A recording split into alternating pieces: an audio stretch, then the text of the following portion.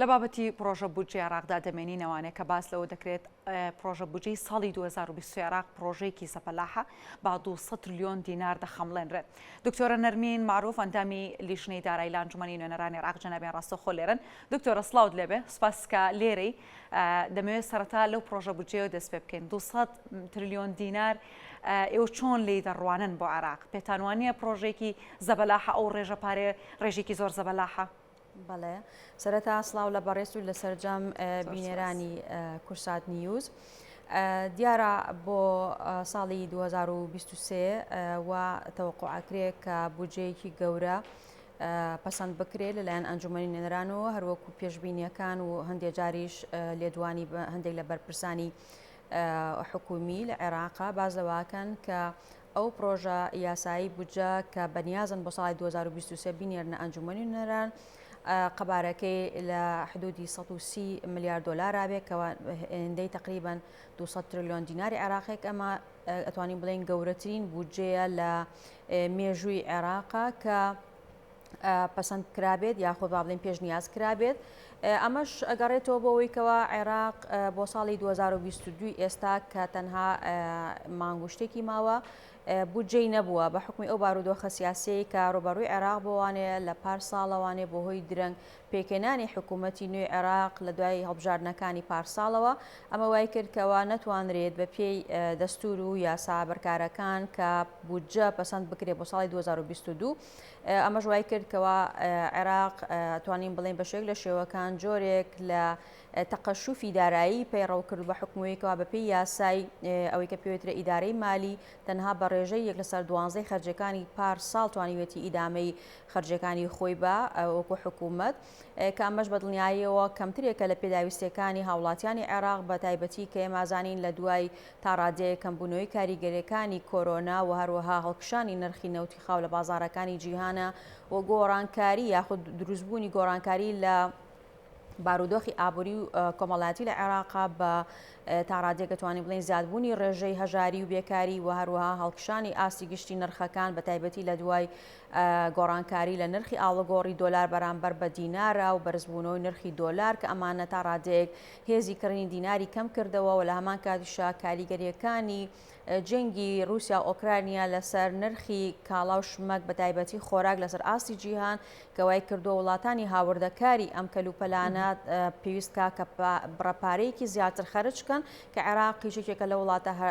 با بڵێن هاوردەکارە سەرەکیانە بۆ کەلوپەل و شمەکەکان بۆ پڕکردنەوەی پێداویستەکان هەموو ئەمانە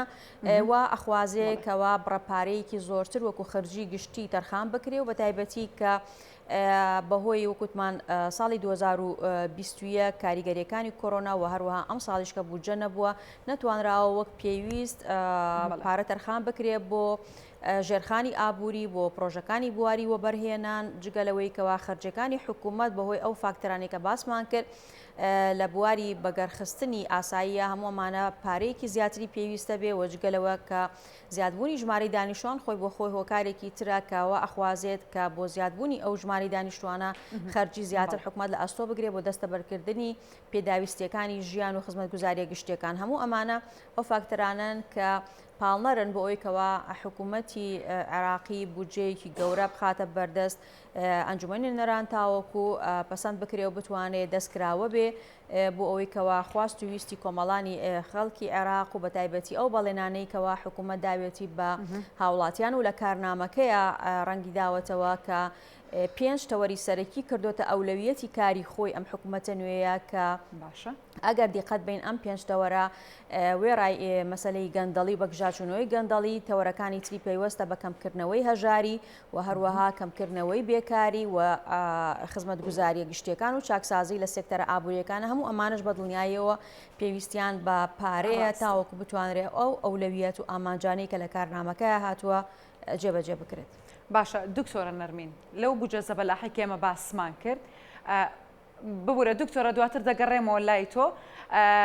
ئەمڕۆ سەرۆکۆماری عێراق بە سەردان نەگەیشتە هەولێری پایتەختی هەرێمی کوردستان لەگەڵ بەرپرسان و دەستەی سەرۆکایەتی حکوومەتی هەرێمی کوردستان کۆبووانێ ڕاستەوخۆ دیمەنەکان دەبینین لە پاش کۆبوونەوەکە. ئەوەی کە دەیبینین دیمەنی ڕاستە و خۆی لە شاشی کورسات نیوزۆ دەیبینین کۆبوونەوەی سەرۆک کۆماری عێراق و دەستەی سەرۆکایەتی پەرلەمانی کوردستان کۆتایی پێهاتووە لە پاشکەمێکی دیکە سەرۆک کۆماری عێراق ئەوکو دەیبینین سەرۆک کۆماری عێراق هاوشان لەگەڵ سەرۆکی پەرلەمان دێتە دەرەوە لە هۆڵی کۆبوونەوەکان دیارە لە پاش کۆبوونەوەیکی ورد و چڕۆپەر لەگەڵ دەستی سەرۆکاتی پەرلەمانی کوردستان دیارە کۆبوونەوەکە کۆتایی پێهاتووە بەڵام تا سەڕۆنی ئایا قساکات بۆ میدیاکان یاخودنا.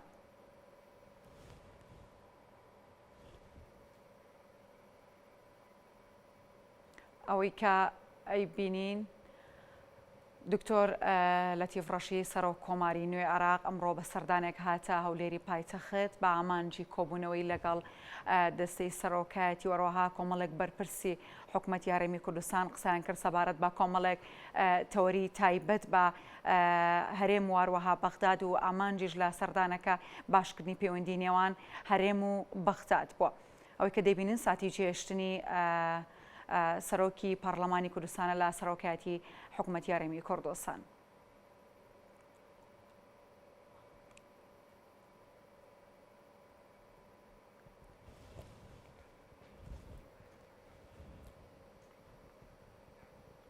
ئەوەی کە بینیمان ساتی جێشتنی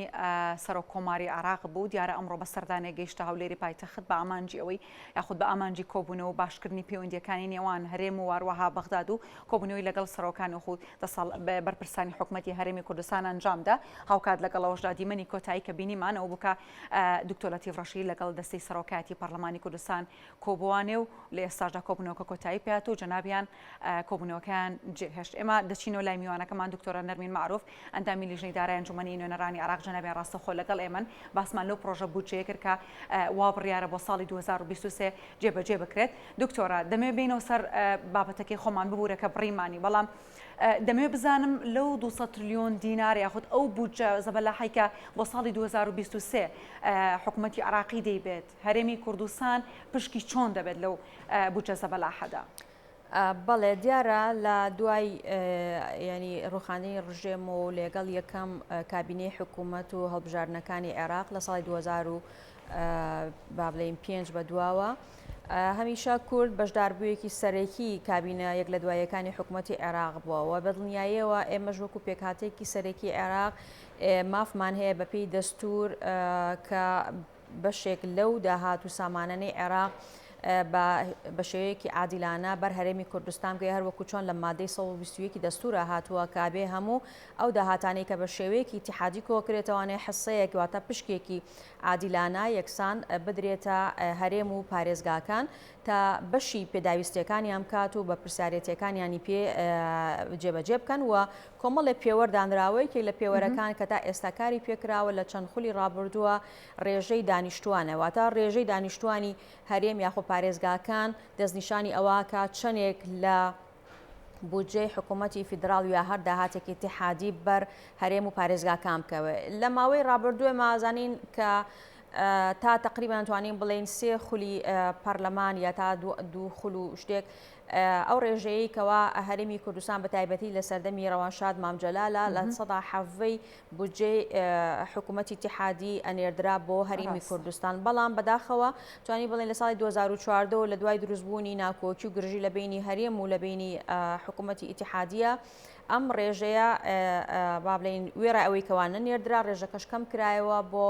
12.6 لە سەدا هەروەکو لە بودجەی ساڵی 2021 کاجێگیر کراوە. ئەمەش بە دڵنیاییەوە کەمترێکە لە ڕێژەی دانیشتوانی هەرێمی کوردستان بەراورد بە پێکهاتە و یاخود ناوچەکانی تری عێراق هەر بۆیە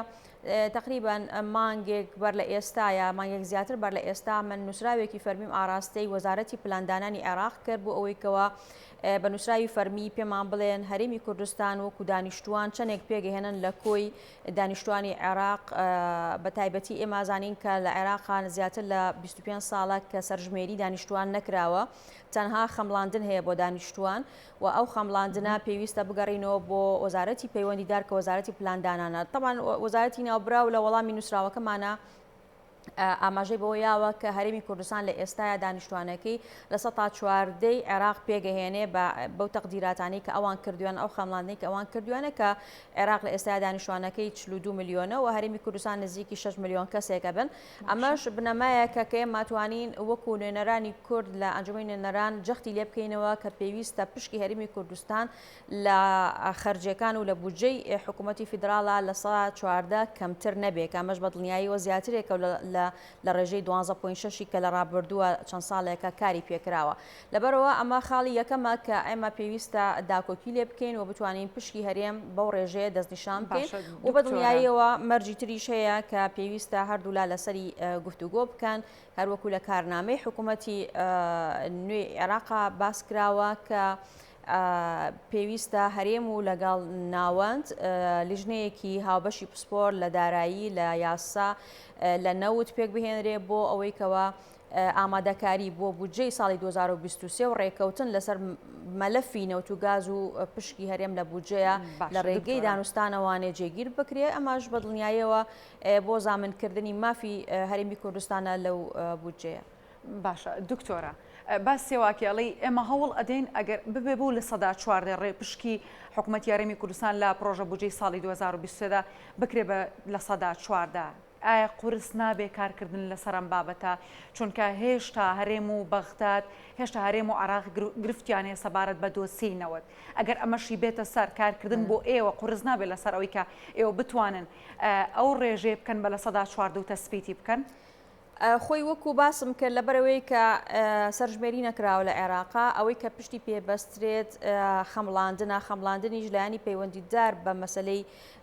ئەژماری دانیشتوان و ڕێژە و زیادبوون و هەر گۆڕانکاریەکی دیموگرافی وەزارەتی پلاندانانی عێراقا ئەوە لەبەرەوەی کە ئەو ڕێژەی کە من باسم کرد لەلایەن وەزارەتی پلاندانانی عێراقەوە بە نووسراوی فەرمی وەڵامی نووسراوەکەی مندراوەتەوە لەبەرەوە بەڵکەیەکی یاخود دوکۆمنتێکی فەرمی حکوومەتی فیدراڵ خۆیەتی کە ناتوانێت نکۆڵی لێ بکە بەڵام بەڕای من لێرانەیە ئەوەی کە زۆر گرینگە مەسەلە تەنها ڕاستە جێگیرکردنی ڕێژەکە گرنگە لە ناو پرۆژە یاسای بودجێ بەڵام گرنگتر لەوە پابندبوونە بە ڕێکەوتنەکەی کە ئەکرێت لە نێوان هەرێم و لە نێوان حکوومەتی فیدراڵە چونکە لە ماوەی ڕابردووە خۆ ئێمە لە خولی پێشووی پەرلەمانە یاخود لە سەردەمی کابینەی پێشووی حکوومەتی عێراقا ڕێکەوتنێکیشمان هەبوو کەوا مانگانە 200 میلیارد دینار بنێردرێ بۆ هەرێمی کوردستان ئەمە لە ساڵی 2021 جێبەجێ کراوە لە ئەم ساڵیشا بۆ ساڵی 2022 تەنها 2 مانگ ئەو بڕەپارەی ناردووە حکوومەتی فیدراڵ و مانگەکانی کە هەرێمی کوردستانی بێبەش کردو بە پاسا و بیانووی جۆرا و جۆر کەواتە لێرانەیە گرنگ تەنها ئەوە نییە بڕەکە جێگیر بکەین بەڵکو ئەوەیەکەوە ئەو ڕێکەوتنێکەوە ئەکرێ لەسەر ئەو بڕە و ئەو پشکە و ئەو ڕێژەیە وەکو خۆی لەلایەن هەردوو لاوە ئەلتیزاماتەکان جێبەجێ بکرێ چ لایەن هەرێمی کوردستانەوە چی لە ئەستۆیە پێویستە جێبەجێی کاوە لایەن حکوومەتی ئیتیحادیشەوە پابند بێ بۆ ڕێکەوتنی کایکان لەگەڵ لایانی با بڵێن هەرێمی کوردستانە هەر بۆیە ئەو کارنامەی کە حکوومەتی نوێی عێراق پێشکەشی کردووە کۆمەڵێ خاڵ و بڕگەی گرتۆتە ئەستۆ کە پێیوەستە ڕاستەوخۆ بە دۆسەی نەوت و گاز و بودجە و پەیوەندیەکانی هەرێم لەگەڵ حکوومەتی فیدراڵە هەروەکو لە بڕگەی ژمارە 20 کارنامەی حکوومەتی سوودانیا هاتووە و یاخود هەروەها لە بڕگەی 2023 ڕێکەوتنی لایەنە سیاسیەکانە کە لە ناو کارنامەکە ئاماژەی پێکراوە کە لە ئێستادا هیچ جۆرە ئیجرائێک یاخود تەسعیدێک بەرامبەر بە هەرێمی کوردستان و کۆمپانیا نەوتیەکان نەکرێ و تا ڕادەیەک دۆڵنی ئەو لیژنەیەکەوە ئۆکوتمان لیژنەیەکی پسپۆرە ڕێکەوتن و دانوستان بکەن لە نێوان هەردوو لایەنە لەسەر ئامادەکردنی ڕژنووسی یاسای نەوت و گازی فیدراڵی بۆ ئەوەی کەوا لە ماوەی 6 مانگی یەکەمی دەست بەکاربوونی حکوومەتی نوێیە بتوانرێت ئەو یاسایە دەربچێنرێت کە ئەمە بە بۆچوونی خۆم سەرەتایەکە بێ بۆ کۆتایی هێنان بۆ گرژ و ئاڵۆزیانەی کە لەسەر مەلەفی نەوت و گاز لە ماوەی ڕابردووە بووە خاڵی ناکۆکی لە نێوان هەرێم و حکوومەتی فیدراڵە و تاوە و لە ڕێگەی دەرچواندنی ئەو یاسایە و کۆتایهێنان بۆ گرژ و ئاڵۆزیانە هەردوو لا ڕێک بکەون لەسەر چۆنێتی سوودوەرگرتن لە سامانی عێراق بە هەرێمی کوردستانیشەوە و بتوانرێت پشکی هەرێمی کوردستان لە بودجەی حکوومەتی فیدراڵە بە تەواوی جێگیر بکرێەوە ڕێگەوتنێکی دوورمەودا و استراتیژی بێ نەک تەنها ڕێکەوتنێکی کاتی بێ بۆ چەند مانگێک یاخۆ بۆ تەنها بۆ یەک ساڵ ئەوەی کەوا ئێمە پێویستمان پێیەتی بۆەوەی کەوا دڵنیایی بین بە هاوڵاتیانی خۆمان و ژینگەی ئابووری هەرێمی کوردستان لەبار بێ بۆ بەرهێنان دڵنیایی بداتە هەموو هاوڵاتیان لە هەرچین و تۆژێکا بێوەیەکەوە ئێمە بتوانین پەیوەندیەکی سەقامگیر و ئارام لەگەڵ حکوومەتی هەرێم لەگەڵ حکوومەتی ناوەندا دروست بکەین تاوەکو ئەوە ببێتە بناغەیەکی تۆکما بۆ ئەوەیەوە چالاکی ئابوووریەکان لە هەرێمی کوردستان ڕوبەڕووی تەنگەژە و قەیرانی دارایی نەبینەوە کە ماوەی چەند ساڵێکە بەرۆکی هەرێمی کوردستانی گرتو. باش دکتۆرە بەدەر لە بابەتی بوجە دوو بابەتەیە زۆر گرنگە پێم خۆشە جەناب زانیاریمان بیتە سەبارەت بەو دوو بابەتە بەڵام کاتمان کەم لە بەردەستماوە. ئەویش یەکەمیان بابەتی ئەوەی کە بە هەوڵی جەنابتان پارەی گەنمی جوتیارانی ساڵی 2014 هات بەڵام هێشتا 2015 و 16 ماوە هێشتا جوتیاران لە چاوەڕوانیدان. هیچ زانیاریەکت لە ئایا ئەم بابەتە بەکوێگا کەی پاری ئەو دوو ساڵەشیان بۆ دێ؟ بەڵێ نامێ بچمە وردەکارەکان و ڕەنگە کات دەرفەت نەبێ بەڵام حەزەکەم ئەوە بڵێم کە لەبەرەوەی کە ئەم بابەتە پەیوەستە بە جێبەجێکردنی یاسای ئاسایشی خۆراکەوە بڕگەی خەرجکردنی شارستەی گەرمی جوتیاران بە ماوەی ساڵانی ڕابردوو کە بەنسبەت هەرێمی کوردستان و ساڵانی 2014 و 15 و 16 ئەمە مادەیەکی یاساییە یعنی حکوومەتی فیدراڵ ناتوانێت خۆی لێ بدزێتەوانێ و بەهانەی پێبگرێ ئەگەرچی لە ماوەی ڕابردووە هەندێک ئاستەنگی دروست کرد بۆ مەسەلەی خەرجکردنەکەی بەڵام ئەوە لە سەردەمی حکوومەتی ڕابردووە بوو و هەرچەنە لە بابڵین پارەی ساڵی 2014 دابش کرا بەڵام بەدڵنیایی بۆ ساڵی 2015 و 16 ئەوەی کە ماوە ئێمە هەر لە پەیوەندیان لەگەڵ وەزارەتی بازرگانی کە وەزارەتی پەیوەندیدارە وەزارەتی بازرگانی حکوومەتی فیدراڵ و ئەوەندەی کەوە دڵنیاییان بەخشیوە بە ئێمە یا پێیان گوتوینکەوە تەنها ڕێکاری دەست بەکاربوونی حکوومەتی نوێ و دەست بەکاربوونی وەزیری پەیوەندیدار ئەمە وای کردووە کەوە جۆرێک لە دواکەوتن لە خەرجکردنی شایستەکانی ساڵی 2015 و 16 دروست بێ ئەنا هیچ کێشەیەک و گرفتێکی یاسایی و کارگێڕی نەماوە لە بەردەم خەرجکردنی ئەو بڕەپارەیە و ئێمەش بەدڵنیایی و لەسەر خەتە بین لەگەڵ وەزارەتی ناوبراوە تاوەکو جوتیارانی خۆشەویست تەواوی پارەکانیان بۆ ساڵی 2015 و 16 وەرەگرن. باشە دکتۆرە کۆتا پرسیارەکەم بابەتی نەوتی سپی بەگوێ گەیشتووە ئێوەکو فراکسیۆنێکێتی چیتان کرۆ لە پەرلەمانی عێراق بۆ بابەتی نەوتی سپی و هاوڵاتیانی هەرێمی کوردستان؟ بەڵێ ئەگەرچی من ئەندامی لیژنەی نەوت و گاز نیم لە بەڵام بۆ فراکسیۆنێکێتی نیشتیمانی کوردستان ئەوەی ئەندا ئاگادار بووم هاوڕێکانم حتمما تا